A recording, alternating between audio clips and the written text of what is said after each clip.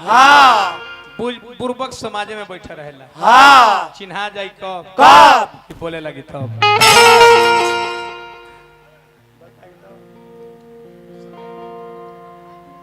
एक 11 1:13 घड़ी में होता, 1:20 से शुरू कैले रहा। तू तो 13 मिनट में गा ले यार। निमन कुछ नहीं कर गावत ना कोतर बियाह गावे के चाहिए। हाँ हम तो कहनी कि भाई राम बियाह करके अइले बनवास गइले बेकत से सलाह ले ले। हाँ माने राम के बियाह जगत के पिता राम सीता हवे।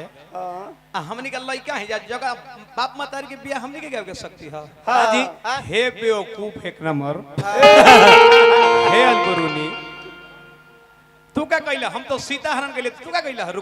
रुकबेरी हरण गइला।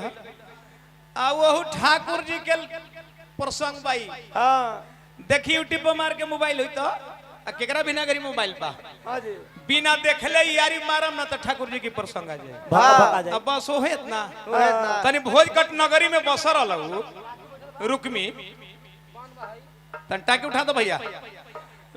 यानी रुक्मी भोजकट नगरी में रहल तो कैसा अपन पैर रसूल कर तनी उ तनी गा के देखैते जिंदगी विद्वान होत। तब चाहे हम गौले नहीं ओकरा आगे कोई तो हाँ जी अंतर क्या है? अच्छा कहाँ लिखल बा कि अष्टजाम के बाद राम बियाह कराए जाए?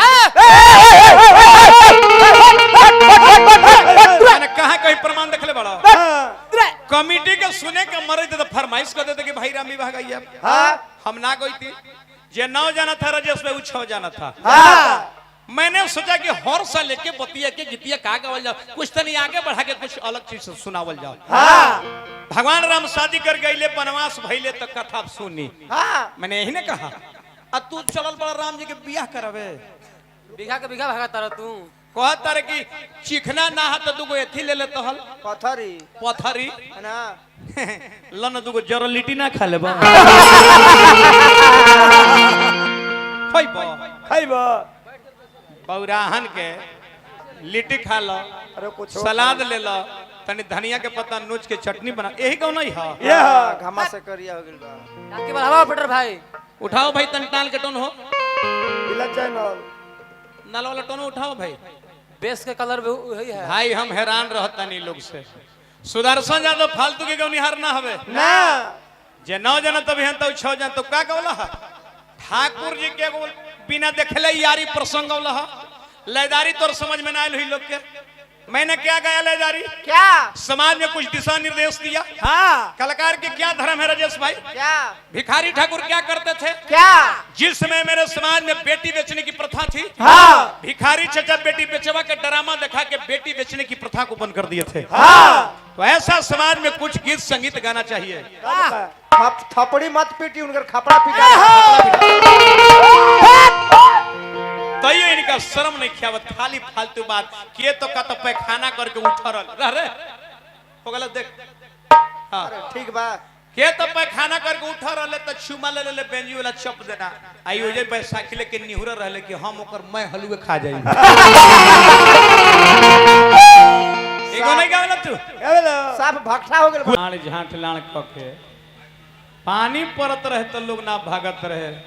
वही है सुदर्शन जात अभी भी टवर वाला खड़ा बड़े के रुआ गाय तो कुछ लेके जाए चिन्हवा देवल कहीं हमारा भी महक जाइबो सुना हवा कारण बने कि फालतू ना हम गइले हम मारिला दोसर बांध से मैं भी आइबो ना सड़ल सिंघाड़ा हो जाए भोकर के धुआं बिक देबो। अखिया गोटी खेल लगता एका लौंडा के भगा देता रहे ना गाड़ी में। है लौंडा स्टेशन धरबो स्टेशन ये काहे के महकल लौंडा ले ले चलत मैं एकरा बलिया स्टेशन भेजा के रखत नहीं खे अब ना गाड़ देखे गान मारे लग तो चाहता रहे कि फालतू हम बोलेला दिखाओ फालतू के स्कूल कहीं ना होके ना फालतू केकरा ना बोले आई आ केकरा ना बोले आई तब हां विद्वानों के लिए स्कूल खोले जाते हैं। एगो ले देली धुआं बिक देलन धुआं लबाज करत रहलो भक्त ना धुआं बिक देबो नालंदा विश्वविद्यालय इकाल नहीं गावत नहीं एगो कि पिया हो देवारा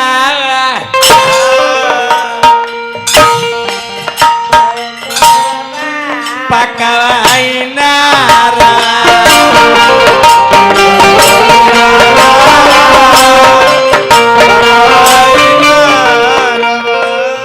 24 बरस ले हमारा गावत हो गई तूफान बेचारे जिंदे रहनी होली में इनके घर शूटिंग भई रहे ठीक नु वेब कंपनी से आई रहे हम ले गा दिले रहे गोल रहे कि यही रे के ज्योतिया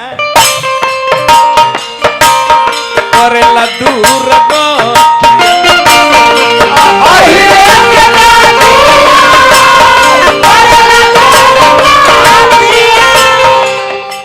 आई है लेके मदे पुरान पुरान घिसल पीटल है बड़ी फालतू बोले थे बाबू सुधर जो बेचे के मन बता परवर बेचा हो हाँ माथा पर से डांक होके बिका जाए कि भाई हे भाई परवर ले आओ हाँ खचुलिए सही ते बिका जाए हाँ आ तू ले ले बड़ा कटहर सगरे पुरान घिसते ले कटहर कटहर ले भाई कटहर के ली केली कटहर के को अपने खा जा हाँ अब पुरान का मोटका मुंगड़वा उ लंडवा के खिया दे कि आंखिया निकल जाई बहर तुमको पीवा बताई कर में तो, डाला इतना बेरा खाए के चीज है इतना बेरा कौआ हां ई कहतर के मगध में है देखिन कर विद्वता बताएं वक्ता से श्रोता ले जा मगध में पहले सर्च भइल कि कहां बोका लोग है हाँ तो मगध गुरुबक रहे आई हम तो या यूनिवर्सिटी खोलवा दे बताई बताओ माने जहां मूर्ख रही वहां पहले प्राइमरी स्कूल खोली हाँ मिडिल स्कूल खुली हाँ कॉलेज खुली हाँ एक बाद यूनिवर्सिटी खोला जाला तब का यहाँ के अभियंता है एक के बार यूनिवर्सिटी खोलवा दे बोले देखो जो रे भगठा तू आड़ी बाड़ी में जाके नाम लिखा ले तार कोनो लूर काम करत नहीं खे अभियंता माने पढ़ल लिखल होला ई हाँ ई तक ई का कहता रे अब सब खत्म भइल तारा डर नहीं खे त लाजो नहीं खे ना हम पानी बरसत रहे गावत रही तो लोग का जगह जब भीड़ लगल रहे तब का तार में पानी सूख गल तो ये लोग भाग गए नहीं खा जाना ना काहे खाते अपने को नहीं अपने निक लागत है तू काम छोड़ दे तो बा तू चिन्हा जाता रहा हमरा भी झाल भीग देव कपार पर चुप हमरा कहता है कि धन के 3 गति होला होला दान भोग नतनाश दान कइले बड़ा कबो कबो बात पर प्रमाण कहीं सुदर्शन यादव सेकंड हैंड गाड़ी दान कइले बड़े पहर जी के आश्रम में जाके देख पूछ अरे उहो दान कइले बड़े कौची भोग तू ही करेला अपन गणिया दान कइले बड़े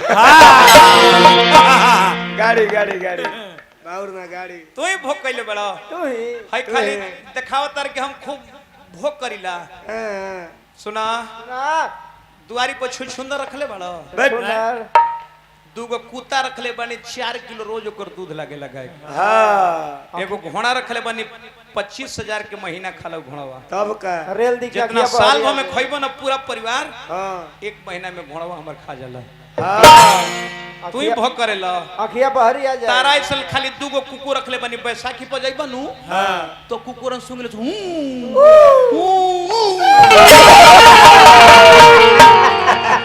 टोचन करके लंडवा खाते एगो घोड़ा रखले बनी हाँ मिजाज बना ली नु हाँ मरी की दोनों लंडवा की आंखिया बहरी दिखी